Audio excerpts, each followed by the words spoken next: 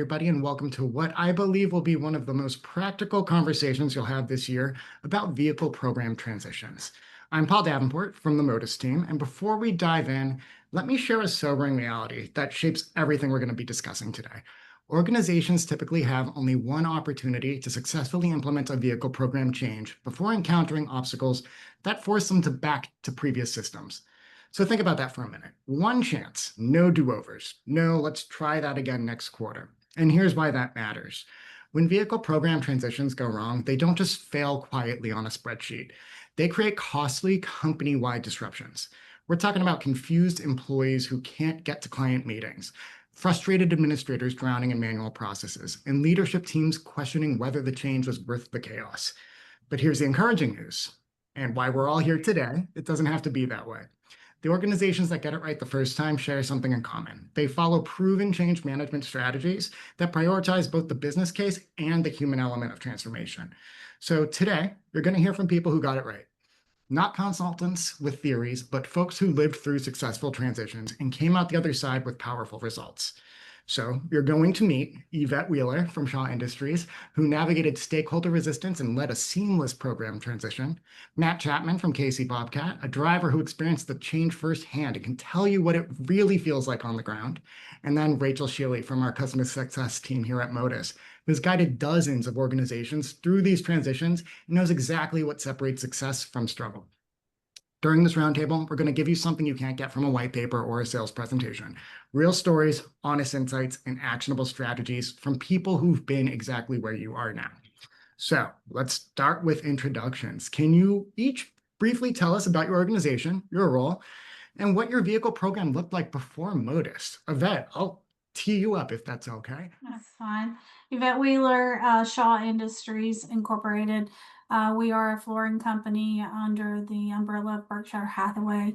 I am an outsourced payable manager, and I've been overseeing the expense program for the Shaw Industries Group for 20 plus years. I've also been included in the Motus since 2021, among other duties. I love it. And then Matthew, I'd love to have you take the mic. Yes, good morning, everybody. My name is Matt Chapman. I work with KC Bobcat here in the Kansas City metropolitan area. I've been with KC Bobcat for about 5 years. My role with KC Bobcat, I am in operations, so kind of have a unique perspective on this whole thing. I am a driver, however, I was kind of the pilot behind the whole program of switching to Motus for our company. So I get to see the driver aspects on top of getting our sales reps into Motus and kind of that whole process. So I oversee used equipment and I do inside sales. So kind of a unique perspective and happy to talk about it. I love it. And then Rachel. Yeah, thanks, Paul. Good morning, everyone. My name is Rachel Shealy. I'm Vice President of Customer Success and Implementation at Motus. I've been with the organization coming up on 15 years. So I lead both the teams that are responsible for helping our customers go through the initial implementation and onboarding experience, and then as they go through kind of the full customer journey into customer success. So really excited to be here today. I actually was an implementation specialist many years ago, so I am very intimately knowledgeable about the level of care and thoughtfulness that needs to go into making a transition, seamless and successful. And just wanted to also say thank you to Evette and Matt for making the time for the conversation this morning, along with being such great partners to Motus. So thank you to the two of you. I love that. All right, now before we dive in, just going to give you a brief look at the agenda here. Again, gave my little spiel at the top. You guys are going to meet my friends here today, and we're going to really give you some actionable insights. So with that said, I'm going to actually stop the screen share, and we're going to just get right to the conversation. And Evette, if it's okay, I'd like to start with you and kind of get some of that admin perspective that I think really grounds everything. So what was the catalyst that made you realize it was time to evaluate your current vehicle program, and how did you navigate potential resistance from stakeholders who might have been comfortable with the status quo? Well, I think a lot of the catalyst, of course, is COVID. We saw some initial downturns, and we needed to look at our tightening those belts, I guess, a little bit. So we were also we were looking for some savings, and we knew that that was a kind of considered always a black hole when we talk about auditing, and couldn't really justify the spend a lot of times. We had issues, of course, where we wanted to prevent risk. We didn't have a very good way of keeping up with our insurance compliance. We were asking our users to manually put in their mileage into Concur, and we were asking for minimal information that the IRS required, but we were not getting very much from them. So basically, we had several reasons. And also, of course, with cost savings, with the Motus program, you're able to maybe prevent that honest fraud, where someone's accidentally adding that half a mile or something to their manual entry. So we had several reasons, and they've worked out well for us. I love to hear that. Also, honest fraud. I feel like that's something, again, it adds up. So it's not necessarily that somebody's trying to be duplicitous or not honest about what they're doing. It is literally a mistake, but on a spreadsheet, that goes for miles. So yeah, we could go down that route a lot, but want to ask what aspects of the transition required more attention than you initially anticipated? And what would you tell someone who's hesitant about making a change because they're worried about the implementation lift? Well, I think as far as the resistance of the stakeholders, we found that there was a slight. It was surprising this day and age, but there was a slight challenge with the technology. But with Motus's assistance and training and things in that manner, it was very easy for our users to comply to the usage. As far as our larger stakeholders, again, savings potentials, the ability, of course, with risk management, costs that could occur with those accidents, it kind of gave us a buffer there. And also for our sales department, it was the getting the salesperson out from behind the desk and entering those mileage manually that allowed them that time back in front of the customer. So using those types of information and the ability of the system to allow those, it gave us great insight. If I had any advice, it would be to talk to your HR, those stakeholders. Do some information diving, know who your drivers are, know what areas, if there are subset of drivers. If you have, maybe we have a group that's corporately located, but we also have individuals that are across the country. And so you want to know, are those remote workers? Are they hybrid workers? You want to understand what you're looking at, what you have, and move forward with those conversations, and lean on your Motus team. They're awesome to work with to make those decisions, to make those decisions for each of those groups. It's not just a one fit all type thing. It can gravitate to what your need is. I love to hear that. And again, we got somebody who helps you navigate that journey, Rachel here, and music to my ears to hear that we can actually find a solution that is a fit for everybody too, because it's not a monolith. We're not all one kind of field team, or we're not all one kind of driving employee. So being able to really customize that to the needs of every driver is clutch. On that note, Matt, I'd love to turn it to you a little bit. When you first learned a company was switching vehicle programs, or as we've learned, you've helped steer that change. What were your initial concerns? And were there any aspects of the transition that were particularly challenging from a driver's perspective? Yeah, so there were a lot of concerns within our company kind of when we rolled this thing out. So to give you guys a kind of perspective of who we are, we have about 7 different divisions spread out throughout the US. We work for a singular company called Berry Companies, who actually owns all of us. So Berry Companies had initially rolled out this idea that we were going to move into something a little more they were just trying to find ways to get the drivers in to something that worked for everybody. So what we did initially before we moved into Motus was we were kind of, I guess you could call it a fleet card program.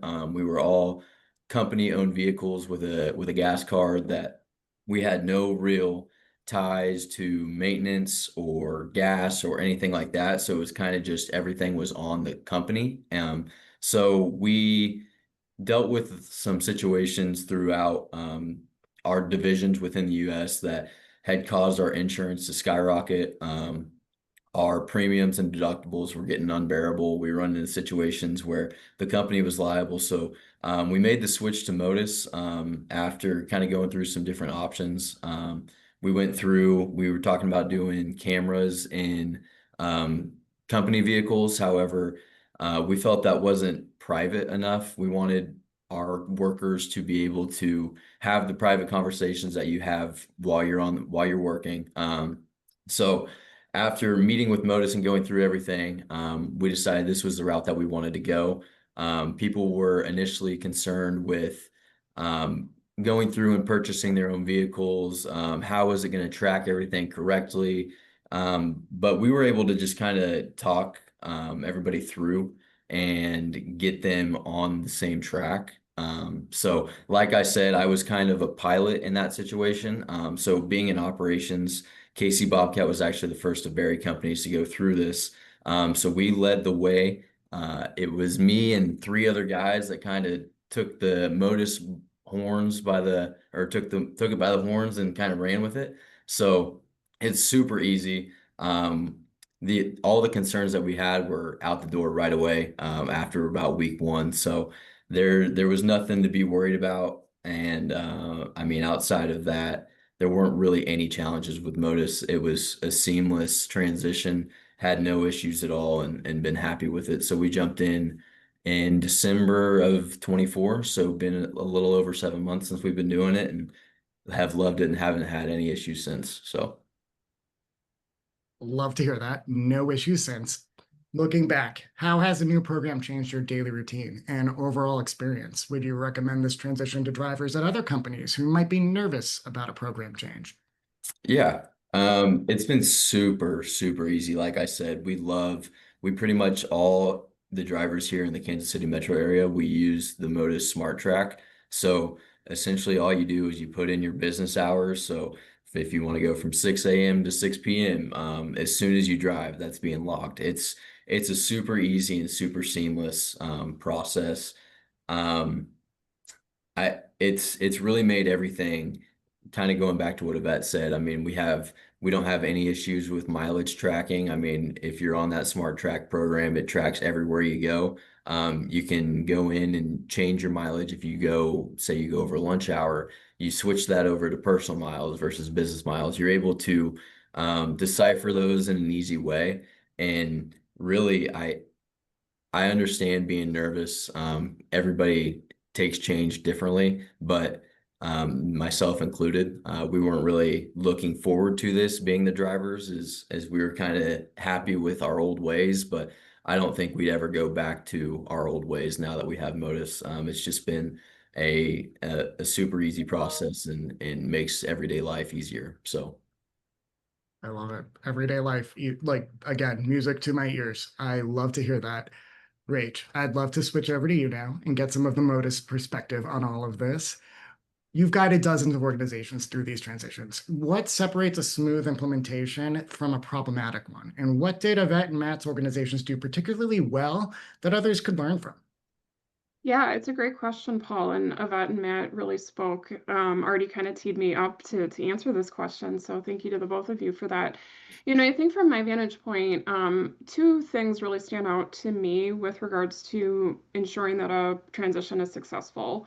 The first is really making sure that you have the right stakeholders involved in making that decision to change, and then helping guide through the series of changes that's going live. So think of that. You touched on this. It sounds like that went particularly well for your organization, just making sure that the right stakeholders were involved in making that decision and then also being informed as the change was going live. I think having the right stakeholders, both from kind of the tactical project management aspect, along with staying informed and aware of what's happening, is really critical to ensuring that the full organization kind of rallies around the changes that's happening. I think the second piece, which I think I kind of sensed from Matt happened well with his organization, is really having clearly defined why messaging at all levels. So making sure that all levels of stakeholders from leadership, through to the individually impacted employees have a clear understanding of why the organization is making the change. So both that kind of organizational reason for change and also the what's in it for me message.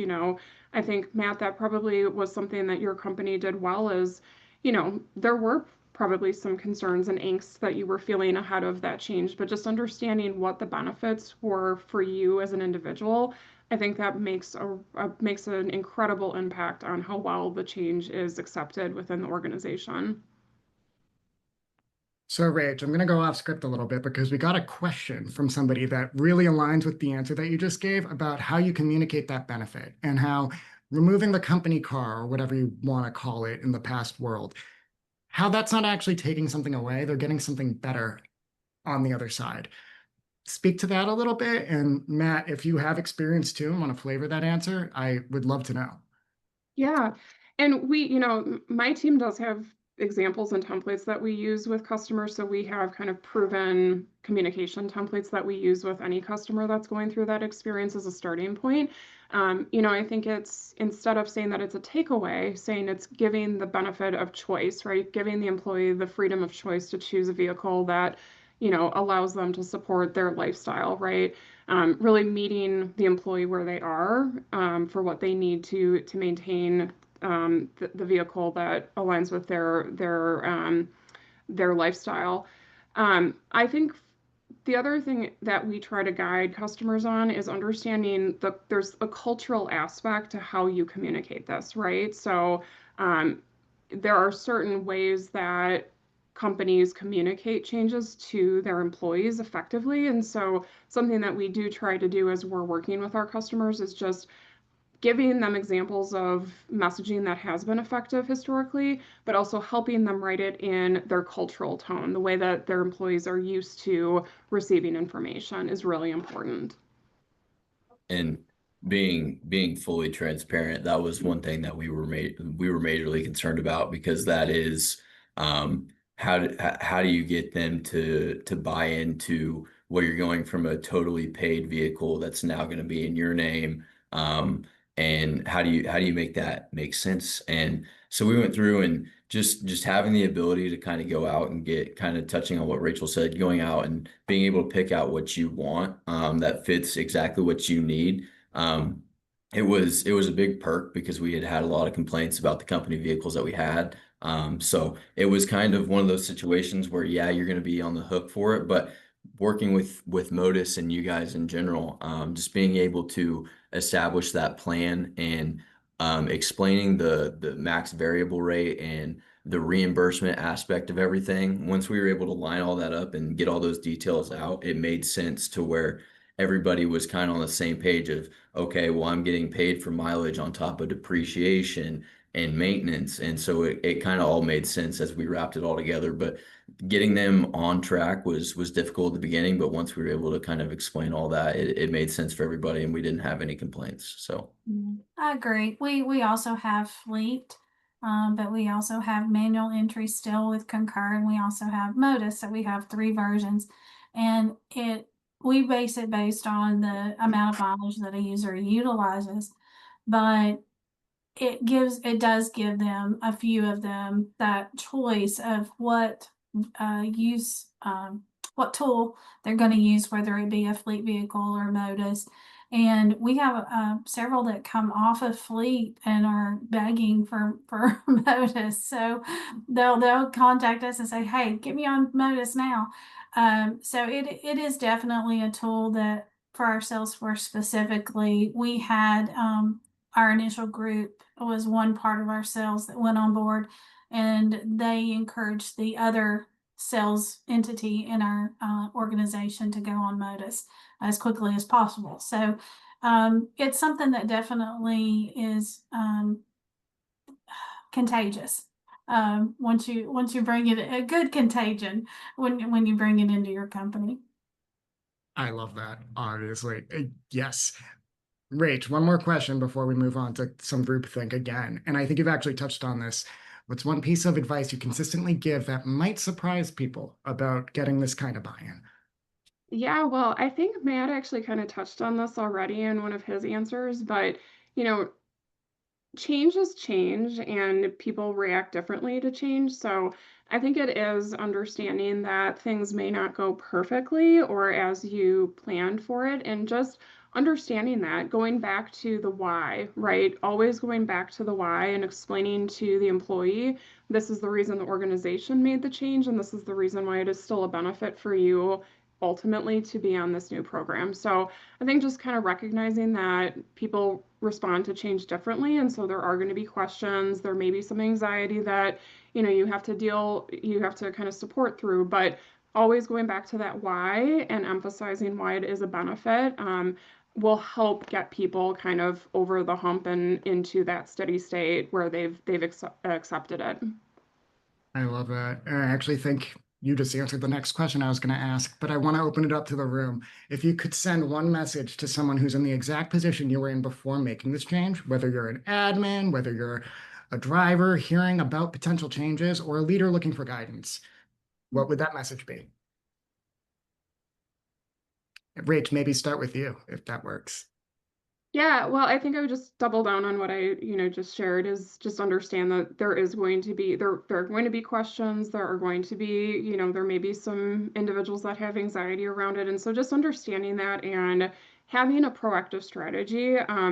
A lot of times when I work with customers or I'm guiding the team through working with customers tend to already know, or the stakeholders tend to already know which individuals are going to have the most questions or may react in a certain way once the program is announced. So kind of planning for that proactively and just understanding that you might need to do an extra level of communication or, direct messaging to those individuals, I think can go a long way when you kind of recognize that and can plan for it ahead of time. Absolutely. It goes back to the why and making sure that you're really clearly communicating that and also speaking to them at their level, meeting them where they're at. You really need to communicate that this is going to be beneficial for not just the business, because we're not all cynical here. It's going to make you a more productive, a more satisfied employee at the end of the day. Evette, I'd love to spin it to you. What is a message you would send someone in your exact position when you started this journey? Communicate, communicate, communicate. I think it piggybacks off of all that's being said here.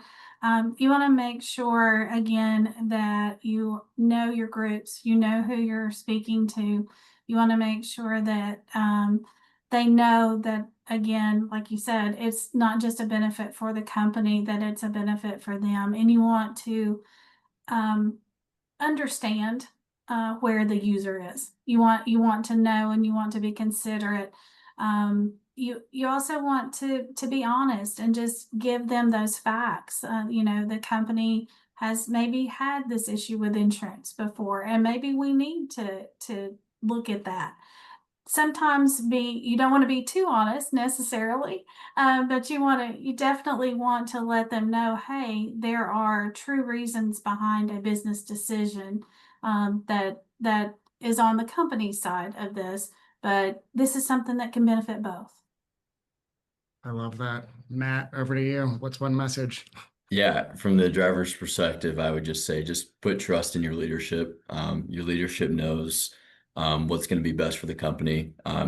Change, like everybody's kind of touched on, change is difficult, but there's a reason for the change. So really just have faith in the people that are guiding you in your everyday business aspects, that they're going to take you down the right path and put you into the right program that's going to make sense for not only the business, but you yourself. So there's no need to sit there and worry and be anxious about it. It's all going to work out at the end of the day, and just put that faith in them, and everything will be fine.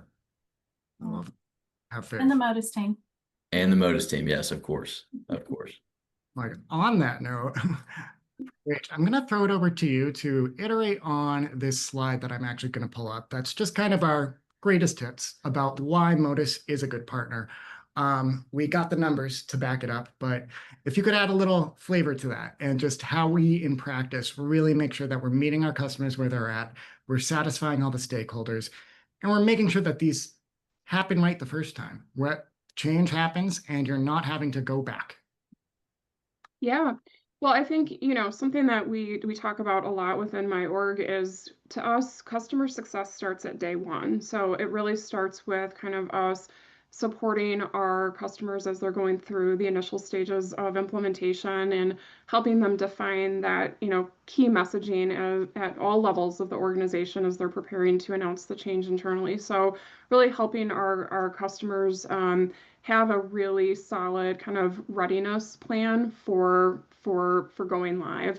And as we, advance through that process, understanding clearly what the business objectives are. I think Evette touched on the fact that there was a cost savings element probably with her program. And, for Matt, it was, that employee choice, right? So understanding clearly what the objectives are for the program and how we set the program up for success from day one, in alignment with kind of those key objectives. And so, really that starts from the beginning. And as, we work with our customers through that initial change and into kind of business as usual, that's something that we're always looking at within our customer success org is how well are we delivering on the objectives of the program? Are we meeting the success criteria that was defined from the beginning?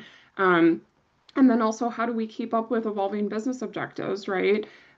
What was true at the beginning of implementation is probably going to shift over time as your businesses kind of make different decisions to keep up with the evolving market and, those types of conditions. So, just continuing to look at what are those key objectives for the program and how we can help as the partner make sure that those objectives are met.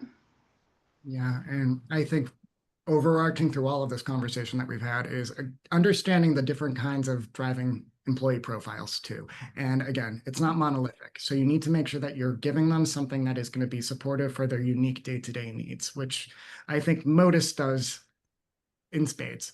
So going to breeze through this next one again, we have implementation excellence here. Won't dwell on that. I know, looking at the clock, we actually already have some audience Q&A. So I'm going to dive right into that if it works for everybody. And so Laurie Monroe, I have to say, Terry M., Lindsay Adair, and Angie have been wonderful partners on our account. Not a question, but love to hear it.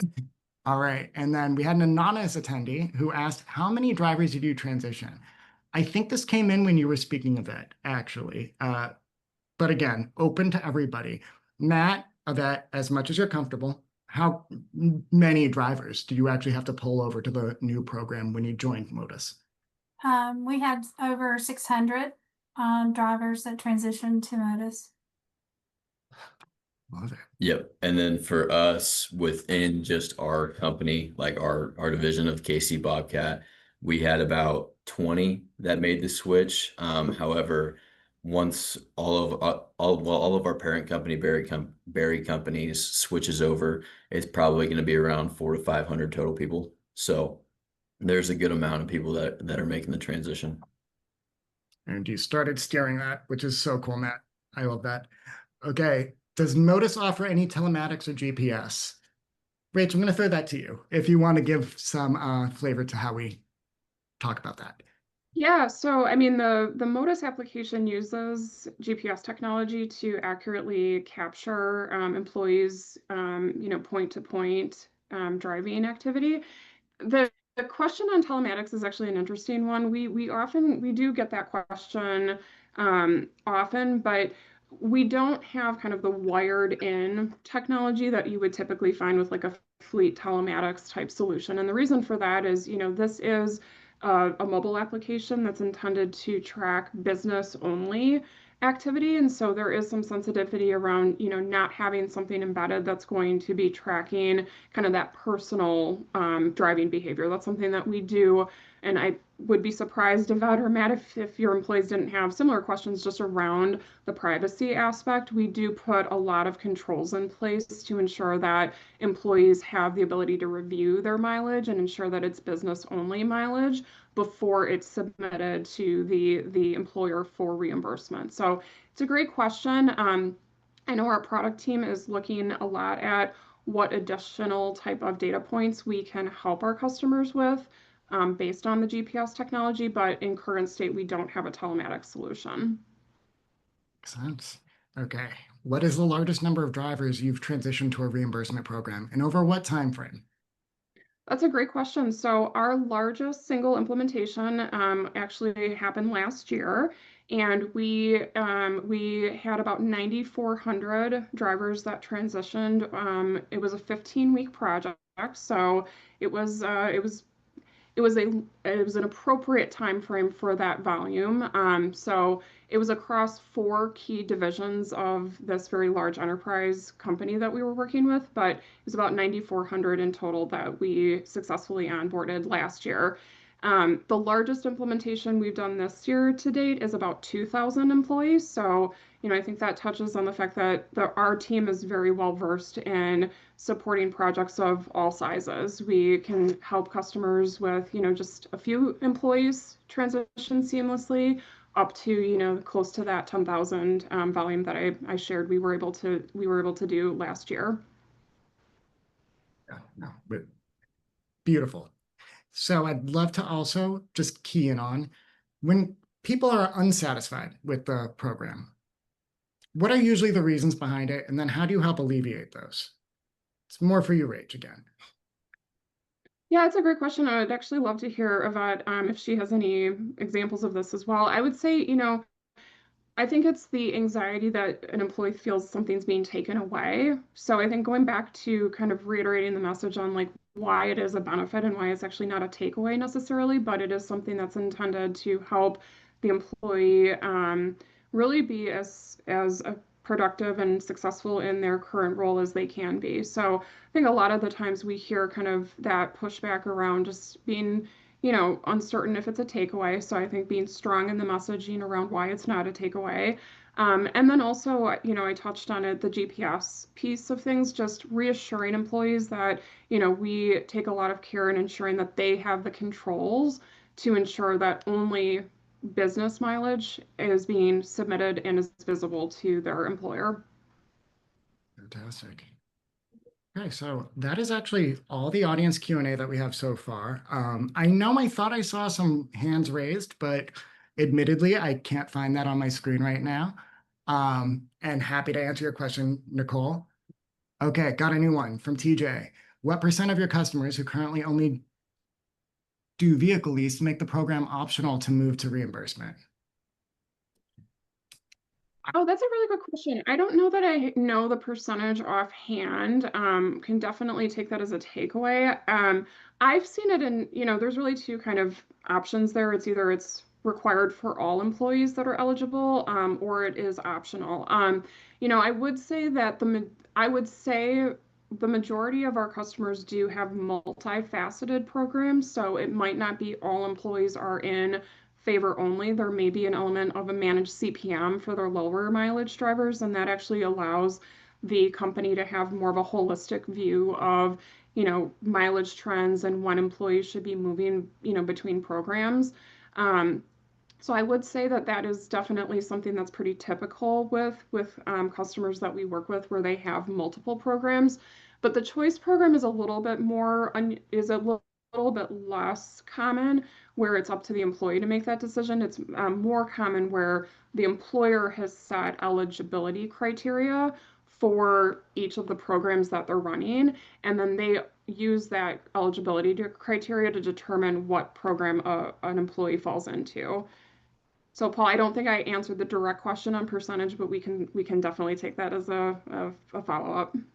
Certainly, I have a homework assignment, so I'll get that number for us. Now, one more question. How did you handle the commute disallowance and communicate that policy to drivers? This has been a messy item for us. I think I might be able to address that. I was speaking to our company-based or our corporate-based drivers, And over the years, our policy has disallowed the commute, but the definition of how that was done was not quite clear. So when we started looking at that group, we did have to get the buy-in from our HR department, make sure that the management in those areas were familiar with the policy that had been in place for quite some time, and how that calculation within Motus would be viewed and how it would be handled. Once again, being that upfront honest, hey, this is how this is supposed to work, or how the policy was worded. You didn't intentionally, maybe in various cases, add that commute in, but from here on out, this is how it will be. I think what that communicating, that upfront, honest, again, approach to making sure that the user's aware of how the system works and how the system will handle their information, their commute, their home address versus their plant location. That communication's key to make sure that that is a transition that goes well. I love that. And that actually a question came in that I think you actually started answering right here. How do companies most often define eligibility? I think you hit on that a little bit, but Rach, in your experience, how has that been steered? Paul, sorry, the question was eligibility. How do they define eligibility? Yep. Yeah, great question. I typically see it where it's either role-based. So there's an element of, their role would put them into an eligible category to be part of the program. So role is a common one. Mileage. So looking at mileage trends, either historically or, what you assume the employee is driving. And then, yeah, I think those are the two common ones we see as role. So, are they in a role that would put them in a highly, a high driving position, and then their actual mileage as we start to collect that. Got it. Okay, so a couple more questions too. I would like to know about an obstacle during implementation and how that was overcome. I think we've danced around that a little bit and we've actually addressed that in some ways, but is there anything we haven't covered in terms of the obstacles that you might want to plan ahead for?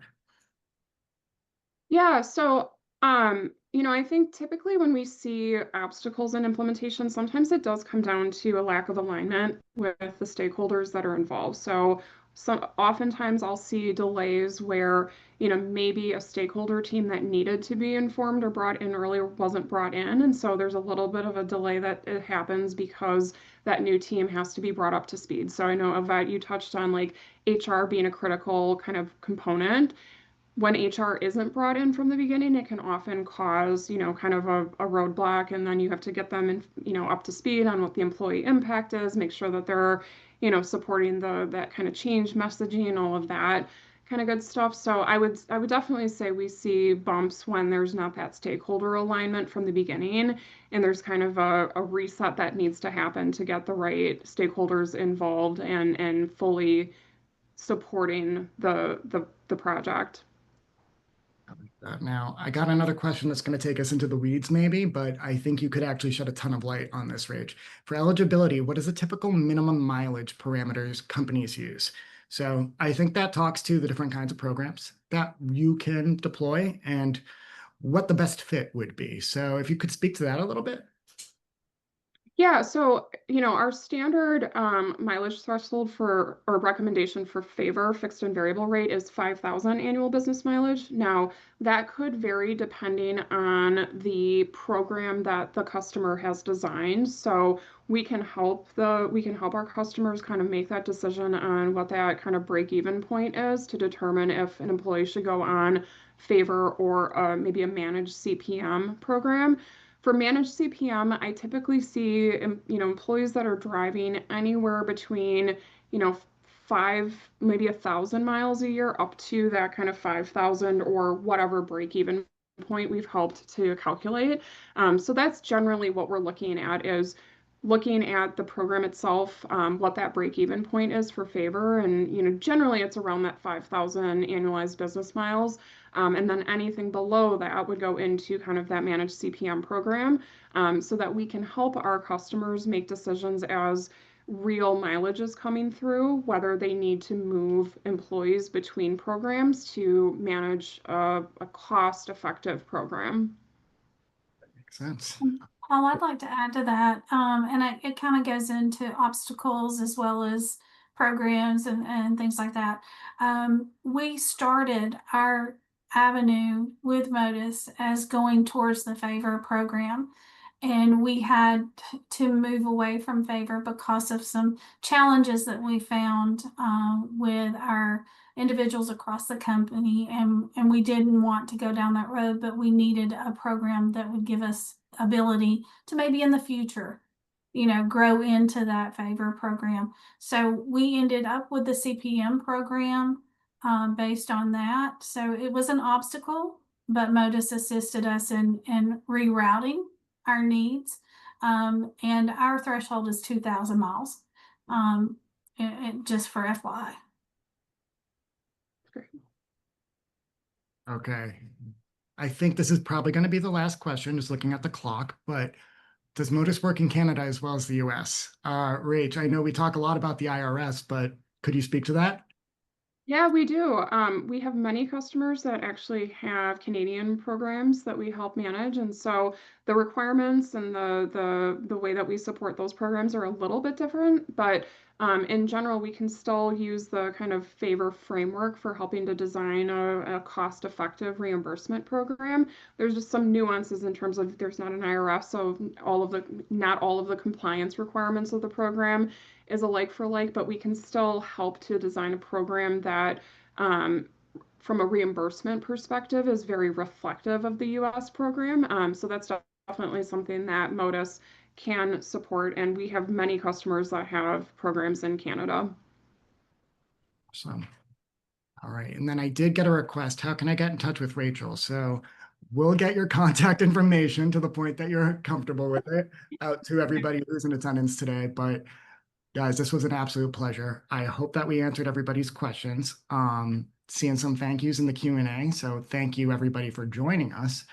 And then, yeah, we're going to be following up with some additional resources for everybody who attended here. Along with the recording, we got some really good assets that we have pulled together, including some frameworks and some actual checklists that you can use to build a program that really works. So can't thank you all enough for being here. Really, really happy that you could carve out your morning and have our chat. But this was a pleasure. Matt, Yvette, Rach, this was awesome.